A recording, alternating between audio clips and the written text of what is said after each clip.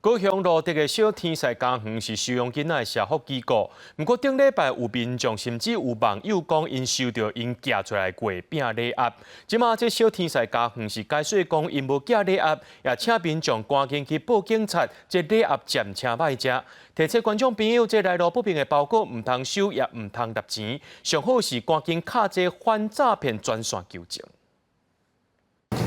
对不起，您所拨的电话号码是空号。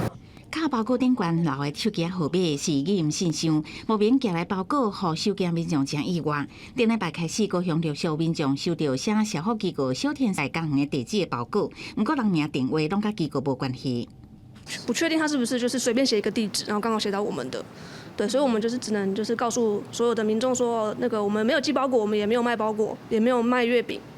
所以就是请大家不要上当，就是不要去做任何可能损失财物的一些行为。小林线两个民众伫问，嘛有网友分享同款的经验，专门收用失忆拄着变故的婴幼儿小天使家园表示，机构虽然有款务，但毋过毋是庇护工厂，无寄任何月饼的礼盒仔。收到包裹的民众嘛毋是机构的捐款人。过往意未接获4类案件，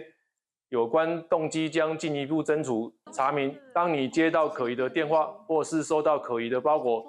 请勿进行任何动作，并立即拨打165诈骗专线寻求协助。机构买回地址客人偷用去，提醒民众提高警觉。警方是开始查明寄件这个人伊的目的，因为包裹干那礼盒仔甲英文字条啊，无任何网络的连接，国家寄予民众爱家己负担运费，互人无了解是啥原因。最近因为诈骗真侪，警方提醒民众接到可疑的电话包裹，毋通进行任何动作，直接卡诈骗专线寻求协助。若是有回交付钱的商品，嘛爱详细确认，毋通随便提供。告知互身份人，也是不明的连结。记者综合报道。